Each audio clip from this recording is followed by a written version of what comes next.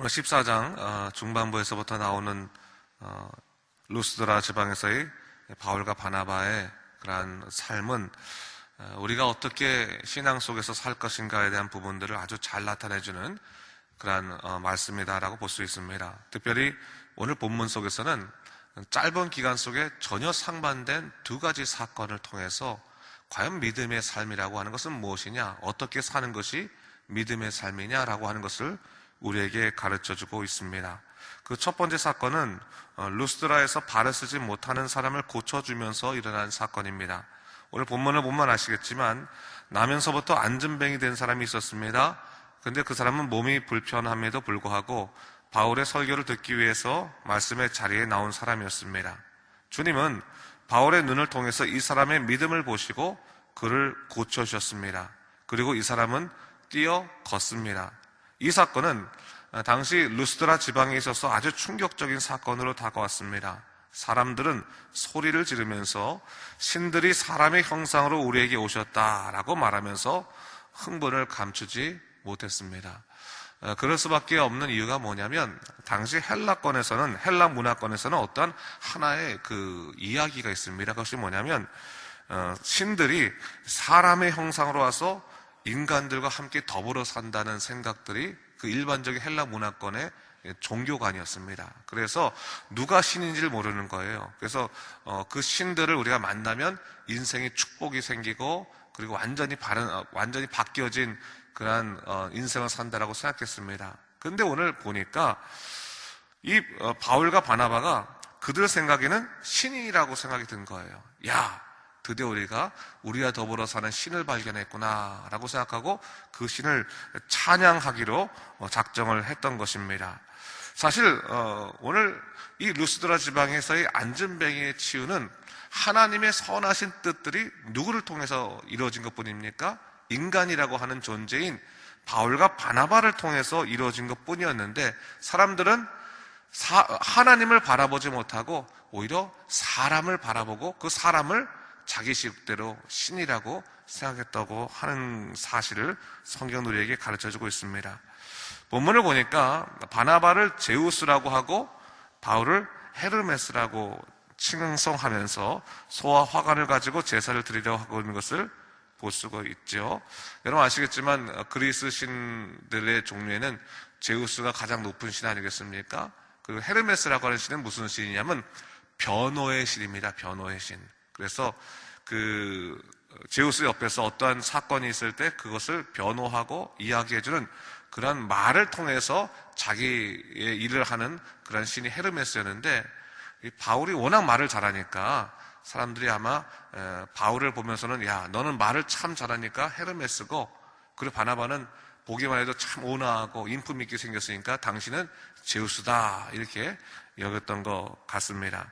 근데 중요한 것은 뭡니까? 이런 놀라운 역사가 있었을 때 그래서 바울과 바나바를 칭송하려고 할 때 이 바울과 바나바의 모습이 어땠느냐라고 하는 것을 우리가 분명히 오늘 본문 속에서 볼 수가 있는 거죠.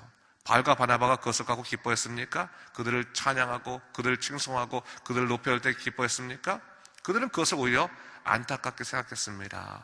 그리고 자기도 같은 성정의 사람이다, 우리도 너희와 같은 사람이다 말하면서 제사하는 것을 말리는 것을 볼 수가 있습니다. 여러분, 우리가 믿음으로 살아간다고 하는 삶에 있어서 중요한 삶 중에 하나가 뭐냐면 어떠한 일이 있었어도 하나님보다 앞서면 안 된다고 하는 것이 사실 우리 본문에서 찾아야 될 내용입니다. 때로는 사람들이 자기를 막 칭송할 때 우리는 하나님이 우리에게 주신 축복임에도 불구하고 내가 잘해서 한 줄 알고 하나님을 잊어버리고 감사할 것도 잊어버리고 자기 자신을 그냥 드높여서 사는 경우들이 있는데 잘못된 삶이라는 것을 알 수 있고, 또 역으로 우리가 어려움이 있을 때도 마찬가지입니다. 하나님이 말씀하지 않으셨는데 자꾸 우리의 감정에 따라 어떤 문제를 결론 짓는 것도 사실 우리들이 하나님보다 앞서는 일이라고 볼 수가 있는 겁니다.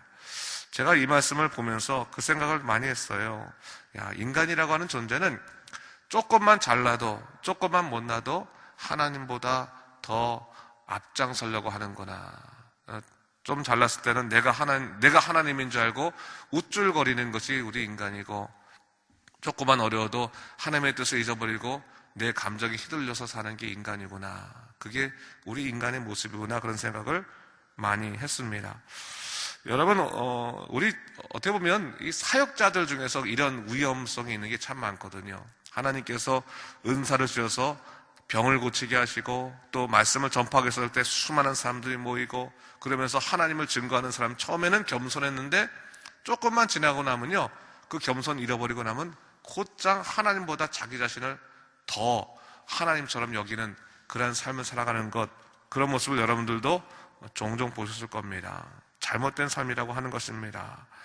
아무리 자기에게 관심이 있고 자기가 집중된다 할지라도 자기가 중심이 된 삶을 사는 것이 우리 믿음의 삶이 아닙니다. 항상 하나님을 높이고 또 하나님이 먼저 되신 삶, 하나님의 뜻을 구하는 삶, 그 삶이 가장 중요한 삶이라고 하는 것을 우리가 오늘 본문 속에서 이 바울과 바나바의 모습을 통해서 우리가 찾아볼 수 있는 거죠.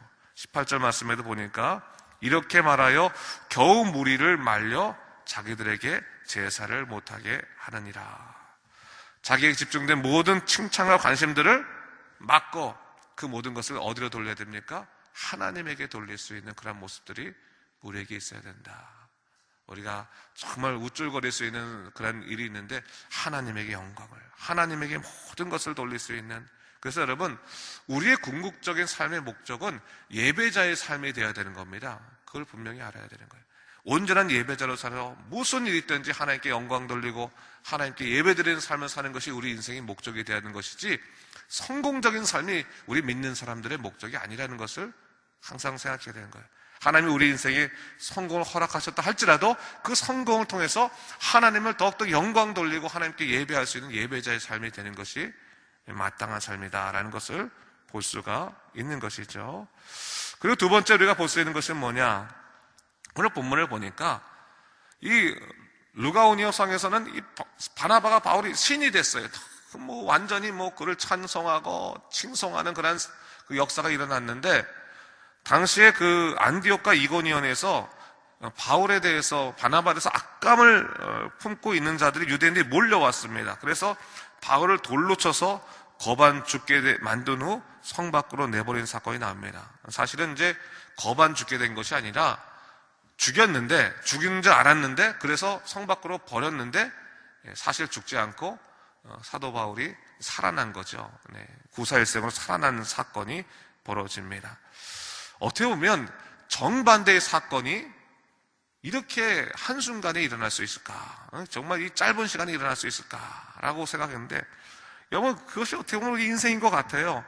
갑자기 좋은 일이 있다가 너무너무 좋아서 이 사람 내가 칭찬받고 높이 올라가다가 또 갑자기 바닥으로 곤두박질 치는 그런 어려움들이 일어날 수 있는 것이 인생이라는 생각이 듭니다. 그래서 인생은 파도와 같다고 얘기하더라고요. 파도가 쫙 올라갔다가, 그래서 진짜 세상에 가장 높은 것처럼 자기가 높아 보였다가 바닥으로 떨어졌을 때는 아무 흔적 없이 없어지는 것이 파도 아니겠습니까? 인생이 파도와 같은 거구나. 어떤 때는 내가 정말 이 세상에 누구보다도 더 강력한, 또 부자인 사람 같다가 어느 순간인가 내가 가진 거 하나도 없는 사람처럼 그렇게 살아가는 것이 인생이 아닌가라는 그런 생각을 해보게 됩니다. 근데 여러분, 오늘 우리가 또 하나 생각할 것은 뭐냐면, 그러면 우리가 인생이 잘 풀릴 형통한 날에는 항상 우리가 겸손해서 하나님보다 앞서지 않고 하나님께 감사드리는 예배자의 삶을 살아야 된다면, 우리 인생의 곤고한 날에는 어떻게 해야 될 것인가? 어떠한 일이 있다 할지라도, 어떠한 어려움이 있다 할지라도, 슬픔이 있다 할지라도 하나님을 붙잡고 살아가고 하나님을 의지하고 살아가면 나는 살아갈 수 있다, 하나님께서 나를 살리실 것이다 라고 하는 온전한 믿음을 갖고 주님 안에서 모든 것을, 용기를 갖고 살아가는 것이 중요한 것이다라는 생각을 갖게 됩니다. 오늘 사도 바울이 비록 죽었지만 하나님에 의해 사는 사람이었기 때문에 실망하지 않고 계속 복음을 전할 수 있었던 겁니다. 그가 자기 뜻대로 했으면, 야, 내가 죽으려고 이런 일 하냐, 난 못하겠다, 버렸을 텐데 하나님 의지하니까 다시 일어나가지고 할 수 있는 겁니다. 그게 어떻게 보면 본문에서 주는 내용이라고 볼 수 있는 것이죠. 오늘 본문 22절과 23절 말씀 볼까요? 이 바울과 바나바의 권면의 내용이 나오는데 같이 22절, 23절 읽도록 하겠습니다. 시작. 제자들의 마음을 굳게 하여 이 믿음에 머물러 있으라 권하고, 또 우리가 하나님 나라에 들어가려면 많은 환난을 겪어야 할 것이라 하고, 각 교회에서 장로들을 택하여 금식 기도하며 그들이 믿는 주께 그들을 위탁하고. 여러분, 우리가 이 세상 살아갈 때 눈에 띄는 좋은 환경들 누리며 살아가려고 하는 것이 인생의 목적이 아니죠. 이제는 우리 인생의 목적은 뭐냐면 하나님 나라에 들어가는 것이 우리 인생의 목적입니다. 분명하게 그것을 우리가 분명하게 목적 삼아야 됩니다. 하나님 나라에 들어가려면 오늘 본 보니까 많은 환난도 통과해야 된다라고 하는 것을 얘기하고 있는 겁니다. 그만큼 우리가 하나님 나라 들어가지 못하도록 막는 수많은 이 영적인 폐역 일들이 많다고 하는 것을 얘기하고 있는 겁니다. 하나님 나라 포기하고 싶고 나 이거 안 할래요 하고 싶은 그런 일들이 많이 있습니다. 그래서 어떻게 됩니까? 마음을 굳게 하여 이 믿음에 머물러 있어야 한다. 어려움이 있어도 주님만이 나의 모든 것 되십니다.